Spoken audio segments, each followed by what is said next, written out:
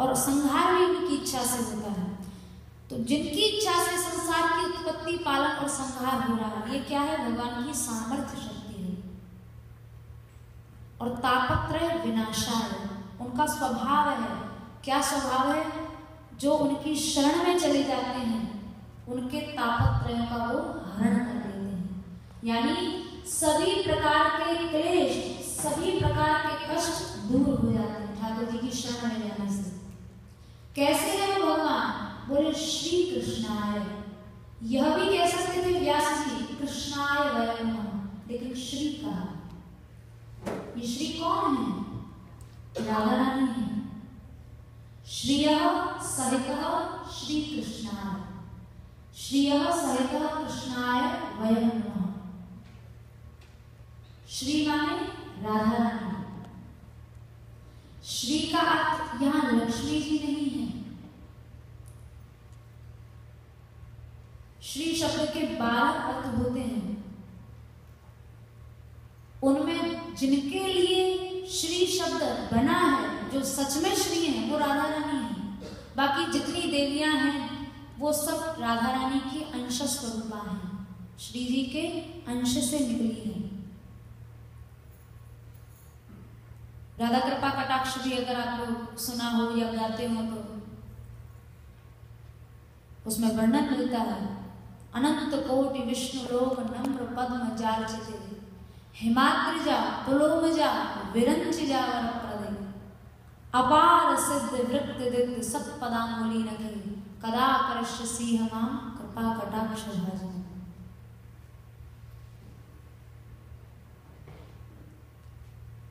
पार्वती जी भी हैं, इंद्राणी भी हैं, सरस्वती जी भी हैं, जितनी देवियां हैं। व्यास जी महाराज ने अपने एक पद में कहा है, राधिका सम नागरी नवीन को प्रवीण सखी। राधा रानी का समता, राधा रानी के समान कोई दूसरा हो नहीं सकता। ये व्यास जी हमारे ब्रज के एक बहुत बड़े रसिक हुए हैं। आप लोगों ने अगर सुना हो तो वृंदावन में कभी दर्शन किए हो श्री राधा वल्लभ लाल जी महाराज को। राधा वल्लभ जी को जिन्होंने प्रकट किया था वे हुए हैं श्री हित हरिवंश महाप्रभु। और हित हरिवंश महाप्रभु की ही आचार्य परंपरा में व्यास महाराज हुए, श्री हरिराम व्यास जी महाराज। उन व्यास जी का जिन्होंने इस रस को पिया, जिन्होंने इस रस का अनुभव किया, जो इस रस में सदा डूबे रहते थे, उनकी वाणी है ये। कोई सामान्य कवित्व या किसी कहा जाए किसी की कपोल कल्पना नहीं है। जिन्होंने इस रस को जिया, इसको पिया, इसका अनुभव किया, उनकी वाणी है। बोले राधिका सम नागरी नवीन को प्रवीण सखी, रूप गुण सुहाग भाग नागरी न नारी। लक्ष्मी एक संपत्ति का नाम है। राधा रानी के अंदर कितनी संपत्तियां हैं, कितनी लक्ष्मियां हैं? बोले रूप, रूप में उनकी कोई समता करेगा श्री राधा रानी की? कोई नहीं कर सकता। रूप गुण, जो भी दैवी गुण हो सकते हैं वो सब गुणों की भंडार है। रूप गुण सुहाग, साक्षात श्री ठाकुर जी से, बाकी बिहारी जी से जो रमण करने वाली है, इससे ज्यादा श्रेष्ठ सुहाग क्या होगा? सुहाग भाग, उनकी जैसी सौभाग्यवती कौन होगी? बोले ऐसी कोई नागरी ना नारी, ऐसी कोई नागरी हो नहीं सकती। राधिका सम नागरी, श्री जी के समान कोई कैसे हो जाएगी?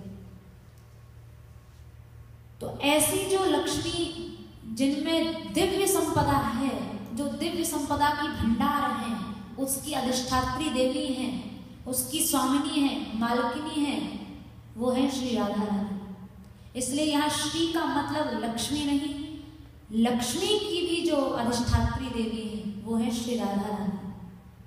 तो श्री कृष्णाय वयं नमः, श्रियः सहितः कृष्णाय वयं नमः।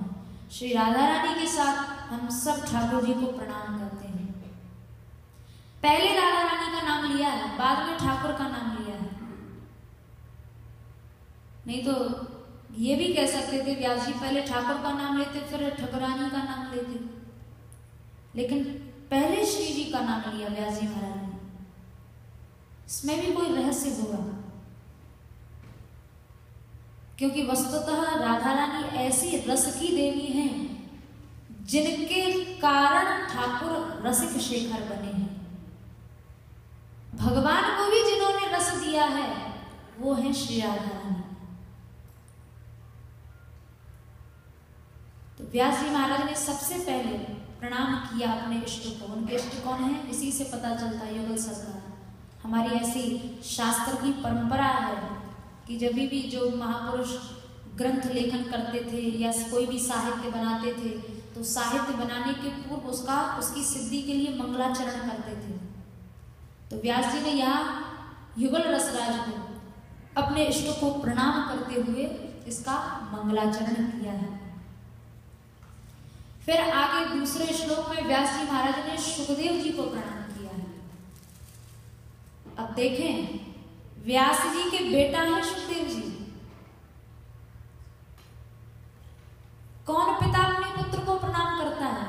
और ये उचित भी नहीं है, पुत्र का कर्तव्य है पिता को प्रणाम करना, पिता का धर्म नहीं है पुत्र को प्रणाम करना। लेकिन व्यास जी यहाँ अपने पुत्र सुखदेव जी को प्रणाम कर रहे हैं। यम प्रव्रजन्तमनुपेतमपेत कृत्यम द्वैपायनो विरह कातर आजुहाव पुत्रेति तन्मयतया तरवो विनेदुः तम सर्वभूत हृदयं मुनि मानतोस्मि। सुखदेव जी को प्रणाम किया। बेटे को प्रणाम करने का क्या कारण था, क्या रहस्य था? श्री सुखदेव जी महाराज का जो प्राकट्य हुआ है, इनका जो जन्म हुआ है, व्यास जी की जो पत्नी है श्री वटिका देवी जिनका नाम है, कई जगह उनके कई नाम मिलते हैं, कई जगह पिंगला भी उनका नाम मिलता है, कई जगह वटिका भी उनका नाम मिलता है, जो भी रहा हो। तो वटिका देवी के मैया के गर्भ में जब सुखदेव जी महाराज थे, 12 वर्ष तक गर्भ से बाहर नहीं निकले सुखदेव जी, 12 साल तक। क्यों? बाहर आएंगे तो माया घेर लेगी, और माया घेर लेगी तो फिर भजन कैसे होगा? और गर्भ जैसा कष्ट संसार में कहीं भी किसी भी स्थिति में नहीं हो सकता है, गर्भ में जितना कष्ट होता है। बालक अधोमुख पड़ा रहता है, मुंह नीचे है, टांग ऊपर है, कुंडलाकार वृत्ति से पड़ा हुआ है, न सांस ले सकता है, न खा पी सकता है, न अपना कष्ट किसी को कह सकता है। बगल में मैया के पेट में जठराग्नि जल रही है, अनेक प्रकार के कीटाणु वहां उसे खा रहे हैं, कितना कष्ट है। लेकिन सुखदेव जी महाराज उस कष्ट से निकलना नहीं चाहते, क्योंकि आगे माया में जितना कष्ट है वो कह रहे हैं कि गर्भ में कष्ट को भी मैं उतना कष्ट नहीं मानता, क्योंकि कम से कम यहाँ ठाकुर जी का स्मरण तो हो रहा है, उनका भजन तो हो रहा है। वस्तुतः कष्ट क्या है?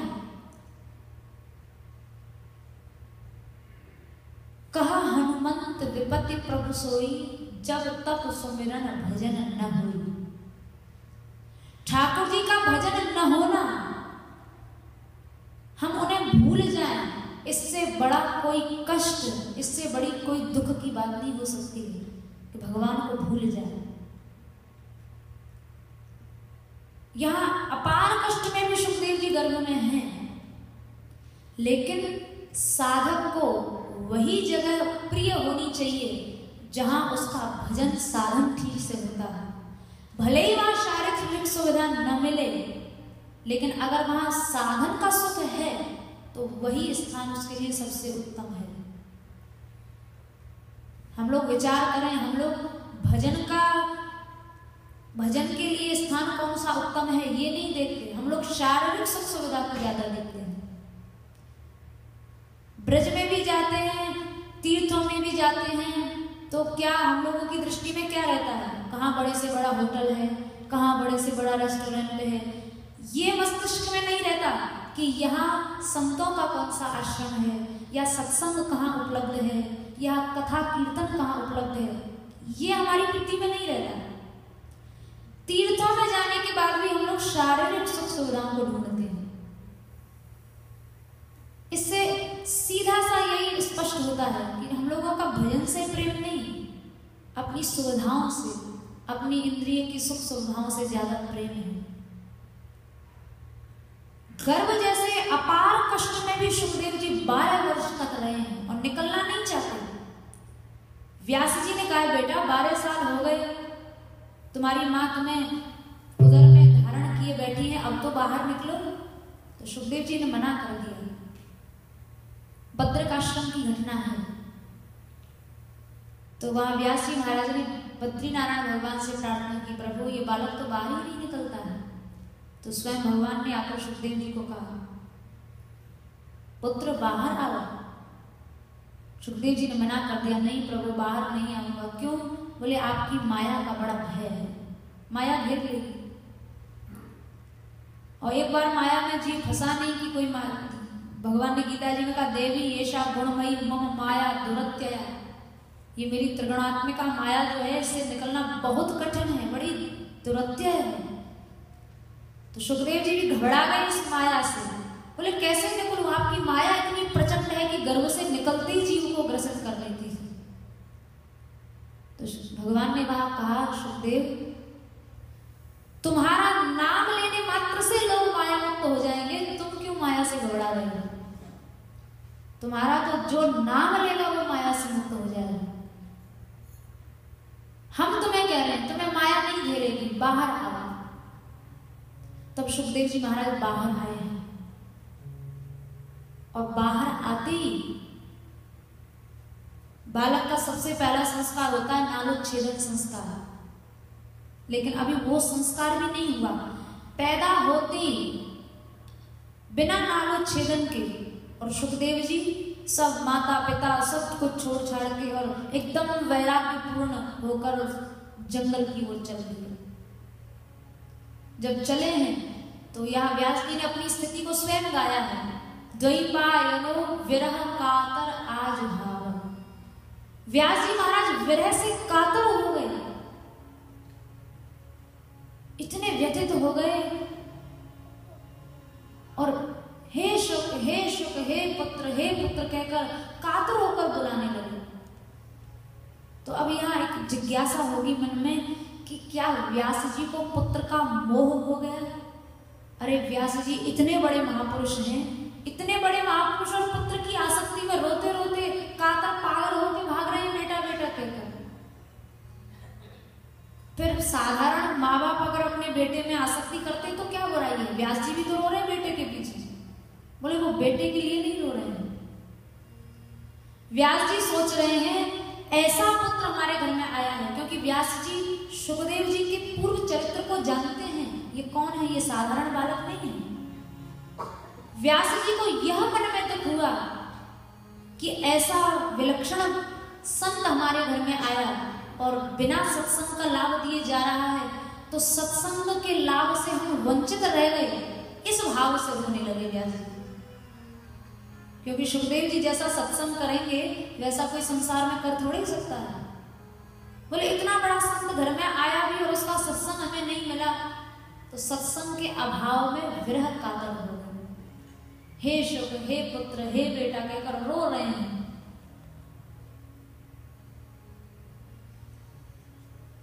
लेकिन सुखदेव जी महाराज की क्या स्थिति है?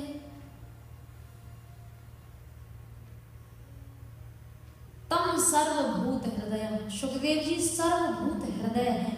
सर्वभूत हृदय का मतलब सभी प्राणियों के अंदर जो आत्मा है, उस आत्मा से सुखदेव जी महाराज का ऐक्य भाव हो गया है। उन सब की आत्मा सुखदेव जी की आत्मा बन गई। तो जब व्यास जी दौड़े हैं पुत्र पुत्र कहकर, तो जंगल के जितने वृक्ष थे वो वृक्ष भी कह रहे हैं शुकोहम शुकोहम शुकोहम, मैं ही शुक हूं, मैं ही सुखदेव हूं। तो सुखदेव जी की जो अंतरात्मा है वो संसार के सभी अचर प्राणियों की आत्मा है। इतने सर्वभूत सुहृद हैं, ऐसे सर्वभूत हृदय हैं सुखदेव जी। तो व्यास जी बेटे को प्रणाम कर रहे हैं, बेटे की याद में रो रहे हैं, विरह से कातर हो रहे हैं। क्यों? पुत्रासक्ति के कारण नहीं। समझें ये सुखदेव जी हैं कौन।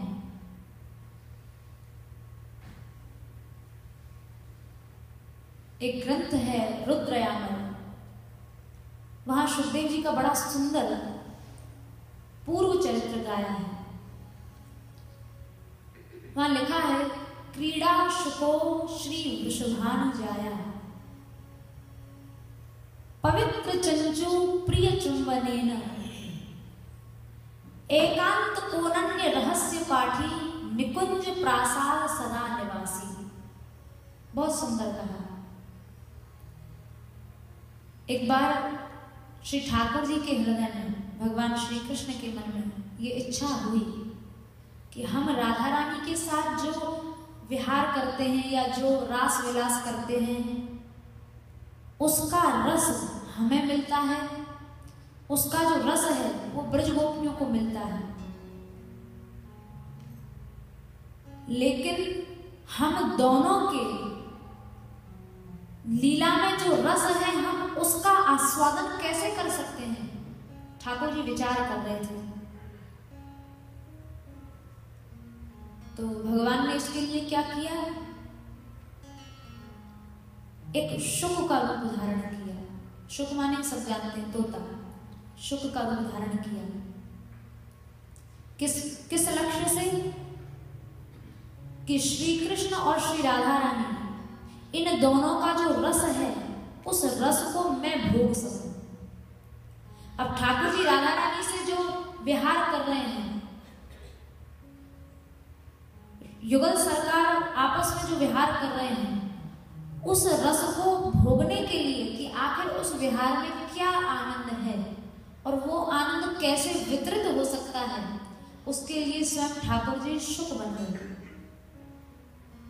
अब राधा रानी जो थी एकांत निकुंज में श्री श्याम सुंदर के आने की प्रतीक्षा कर रही थी।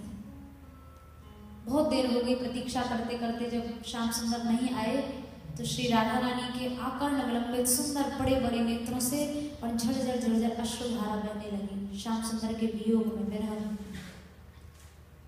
जब अश्रुधारा बही तो वहां ठाकुर जी एक वृक्ष की डाल पर शुक के रूप में बैठ गए और श्री जी के विरह को दूर करने के लिए वहां राधा रानी और श्याम सुंदर की जो ऐकांतिक लीला है, जिस लीला में किसी तीसरे का प्रवेश नहीं है, उन लीलाओं को, चूंकि वो तो श्याम सुंदर है तो वो सब जानते हैं जो लीला उन्होंने की है, उन लीलाओं को दूर से वृक्ष की एक शाखा पर बैठकर गाने लगे।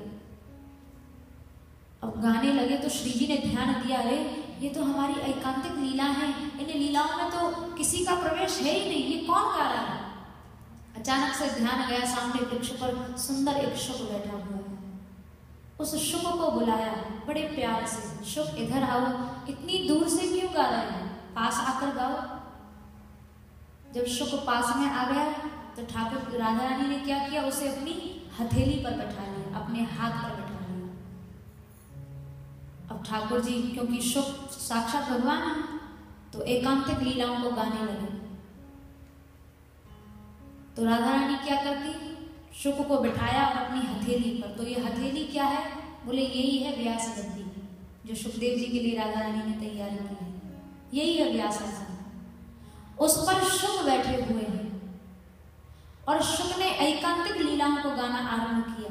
तो श्री जी क्या करती है, उन लीलाओं को सुन सुन के इतना प्रेम झरा उनके नेत्रों से, राधा रानी के नेत्रों से, कि प्रिय चुंबनेन, श्री जी क्या करती हैं, बार बार उस तोते की चोंच को चूम लेती है अपने ओष्ठ से। तो जब राधा रानी के ओष्ठ लगे तो श्री जी का अधरामृत उस शुक के अंदर आ गया। प्रिय चुंबनेन, बार बार चूम रही हैं, कभी हाथ से चूमती हैं, कभी अपने मुख से चूमती हैं। कितना सौभाग्य है इस शुक का। श्री जी ओठ से ओठ लगाकर उसकी चोंच से अपने अधरोष्ठ मिलाकर उसको अधरामृत, अपना अधर रस प्रदान कर रहे हैं। एकांत को निवास अनन्य पाठी, निकुंज प्रासाद सदा निवासी। और राधा रानी ने तुम सदैव मुझे कृष्ण लीला सुनाया करो और ऐसी ही लीला सुनाया करो। इसके लिए श्री राधा रानी ने उस शुक को पाल लिया और उनका नाम हो गया राधा रानी के क्रीड़ा शुक, जिससे श्री जी खेलती है। क्रीड़ा शुक हो गया। निकुंज प्रासाद, कहाँ रहते हैं वो? जैसे साधारण लोग तोता पालेंगे तो पिंजरा में रखेंगे, लेकिन ये राधा रानी के क्रीड़ा शुक कहाँ रहते हैं? बोले निकुंज प्रासाद। ये एकांतिक निकुंज के महलों में रहते हैं, जो सदैव लीलाओं को देखते हैं और उन लीलाओं को गा गा कर सुनाते हैं, जिससे युगल रसराज भी अपनी लीलाओं को सुनकर उसका आनंद ले सकें, उसका उपभोग कर सकें।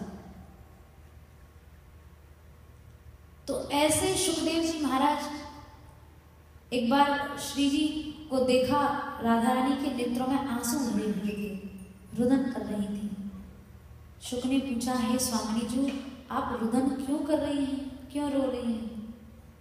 बोली, संसार के बेचारे जीव जिनको कितना कष्ट है, कितने प्रकार के दुखों से ये पीड़ित हैं, और ये तभी तक पीड़ित हैं जब तक कि हमारी लीला का रस इन्हें नहीं मिल जाएगा।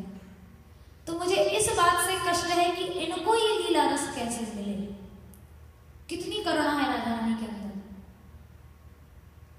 तो उस शुक ने कहा, स्वामी जी, यदि आपकी आज्ञा हो जाए तो मैं जाऊं इनको लीला रस प्रदान करने के लिए। तो राधा रानी बड़ी प्रसन्न हुई, बोली, हे शुक, मेरी इसी में प्रसन्नता है जो दुर्लभ लीला रस किसी को मिल नहीं सका आज तक, बड़े बड़े देवताओं को नहीं मिला। इन बेचारे जीवों को जाकर वो लीला रस पिलाओ, वो अमृत पिलाओ, जिससे सारा जो इनका कष्ट है, दुख है, वो दूर हो जाए। तब वो क्रीड़ा शुक ही आए हैं व्यास जी के पुत्र बनकर सुखदेव जी के रूप में। वही राधा रानी के लालित पालित शुक आए हैं, जिनको श्री जी का साक्षात अमृत, राधा रानी का साक्षात अधरस प्रदान हुआ, और उन्होंने जो कथा कीर्तन का रस संसार को प्रदान किया है। यदि आज सुखदेव जी महाराज न पधारते तो ये लीला रस इस भूमि तक, इस धरा तक पहुंच नहीं सकता था। इसलिए श्रीमद् भागवत जी में जो प्रथम स्कंद का 3रा श्लोक है, निगम कल्पतरोर कलितम फलम शुक मुखादमृत द्रव संयतम पिबत भागवतम रसमालयम मुहुरहो रसिका भुवि भावुका। वहां इसलिए कहा है ये फल, भागवत रूपी फल, ये गलित फल माने बिल्कुल पका हुआ फल है। पिबत, इसको पीना, बोले फल को तो पिया नहीं जाता, खाया जाता है। बोले इसको इसलिए पीना क्योंकि इस फल में खाने योग्य वस्तु नहीं है, इसमें रस भरा हुआ है, ये पीने योग्य फल है, इसलिए इसको पीना। तो बोले ये गलित फल कहाँ से आया? बोले नित्य धाम से आया है, साक्षात गोलोक धाम से। अरे तो इतना पका हुआ फल जब गिरेगा भूमि पर तो क्या वो फटा नहीं, वो नष्ट नहीं हुआ रस? बोले नहीं, ऐसे साक्षात नहीं गिरा। जैसे कोई वृक्ष पर ऊपर फल लगा हुआ हो, वो एक पत्ते से दूसरे पत्ते पर आए, फिर तीसरे पत्ते पर आए, चौथे पत्ते पर आए, इस क्रम से जब वो धरती में आता है तो वो फूटता नहीं है, उसकी कोई क्षति नहीं होती है। तो वैसे ही ये फल साक्षात धरती पर नहीं आया है, राधा रानी ने सुखदेव जी को प्रदान किया है, सुखदेव जी ने परीक्षित जी को प्रदान किया है, वहाँ सूत जी ने इसे सुना है, फिर शौनक आदि ऋषियों को सुनाया है, और इस तरह से भागवत कहने सुनने की पावन परंपरा संसार में चल पड़ी, और इस लीला रस का वितरण हुआ, इस दिव्य फल के रस का वितरण हुआ, सारा संसार इसका उपभोग कर रहा है। तो श्री जी ने कहा, शुक तुम जाओ, ये लीला रस संसार को प्रदान करो, जिससे ये सब कष्ट से जलते हुए प्राणी इससे मुक्त हो जाए। गोपियों ने तो यही कहा, बोले संसार में तपते हुए प्राणियों के लिए आपकी कथा अमृत रूपणी है, जीवनदायिनी है। गोपी गीत में गोपियों ने कहा, तव कथा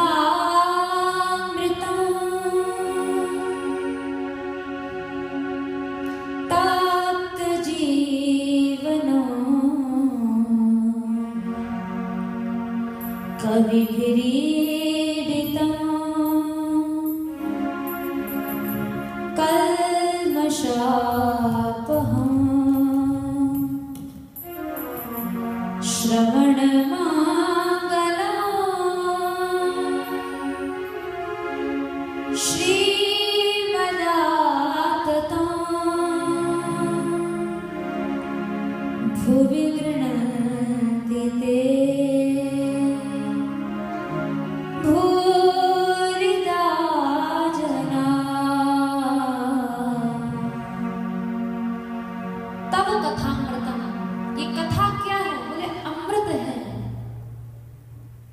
कैसा अमृत, तप्त जीवनम, त्रिताप में जलने वाले, पीड़ित होने वाले जीवों के लिए ये जीवनदायिनी है, जीवन देने वाली कथा है। कौन गाता है? कवि भीरीडितम। बड़े बड़े क्रांतिदर्शी विद्वान जिन पर श्री जी की कृपा हो जाए, युगल की कृपा हो जाए, वो इसे गाते हैं। कल्मशापम, गाने से ही उनके पाप नष्ट हो जाते हैं। अरे भाई, कोई गा ना सके, कोई रोगी हो, अस्वस्थ हो, नहीं बोल पा रहा हो, नहीं गा पा रहा हो, तो बोले श्रवण मंगलम, वो सुन ही ले। सुनने मात्र से ये लीला रस कल्याण कर देगा। श्रीमद् भागवत जी में ब्रह्मा जी ने एक जगह कहा है, भक्ति मार्ग श्रुतेक्षित पथ है, इसको इन आंखों से नहीं, इसको कानों से देखा जाता है भक्ति मार्ग में। इसलिए भक्ति मार्ग की पहली सीढ़ी रखी श्रवणम कीर्तनम विष्णु। भक्ति मार्ग में पहली सीढ़ी है श्रवण, सुना जाए। ये मार्ग कानों से देखा जाता है, आंखों से नहीं देखा जाता। मान लो तुम नहीं गा सकते तो इसको सुन ही लो, बैठे बैठे सुनने मात्र से ये कल्याण कर देगा। अब हम सब लोग सुन ही रहे हैं, सुनने से ये कल्याण करेगा। और भुवि गृणंति ते भूरिदा जना, गोपियां कह रही हैं जो ये लीला रस पिलाते हैं, कथामृत नामामृत का दान करते हैं, उनसे बड़ा संसार में कोई दाता नहीं हो सकता है। ये सबसे बड़े दाता हैं, क्योंकि अविनाशी वस्तु का दान कर रहे हैं। ऐसी वस्तु दे रहे हैं जिसे लेने वाला भी अमर हो जाए और देने वाला भी अमर हो जाए। संसार की कोई वस्तु, कितने दान है, कोई धन दान, कोई अन्न दान, कोई वस्त्र दान, कोई गृह दान, कोई भूमि दान, तुला दान, कितने दान। अरे दधीचि ऋषि ने तो अपने शरीर का दान कर दिया, विरोचन ने अपने प्राणों का दान कर दिया, लेकिन गोपियों ने उनका किसी का भी नाम नहीं लिया। गोपियां कह रही हैं प्राण दान, शरीर दान से भी बड़ा है ठाकुर जी के लीला रस का दान, ठाकुर जी के कथा कीर्तन रूपी अमृत का दान, जिसे लेने देने वाले दोनों अमर हो जाए, लेने देने वाले दोनों का कल्याण हो जाए। संसार में और ऐसा कोई श्रेष्ठ दान नहीं है कथा कीर्तन के बराबर। तो स्वयं राधा रानी ने आज्ञा की है सुखदेव जी को, शुक तुम जाओ, लीलामृत नामामृत का दान करो, संसार के त्रिताप से तप्त प्राणियों को जीवन दो, उनको सुख प्रदान करो। तो श्री जी ने आज्ञा की है। और भागवत जी के देखो, यूं तो चूंकि भागवत पुराणों में सबसे श्रेष्ठ है, पुराण तिलक इनको कहा है, इनको महापुराण कहा है, तो बहुत से पुराणों में भागवत जी की महिमा गाई है। लेकिन भागवत महात्म्य में दो महात्म्य जो हैं वो बहुत प्रसिद्ध हैं। वो दो महात्म्य कौन से हैं? एक तो पद्म पुराण का जो महात्म्य है वो बड़ा प्रसिद्ध है, और एक स्कंद पुराण का जो महात्म्य है वो भी बड़ा प्रसिद्ध महात्म्य है। तो श्रीमद् भागवत जी के दो महात्म्य हैं, और उन महात्म्यों में चर्चा की है कि ये सुखदेव जी महाराज कौन है, इनका पूर्व चरित्र क्या है, ये पुराणों ने गाया है।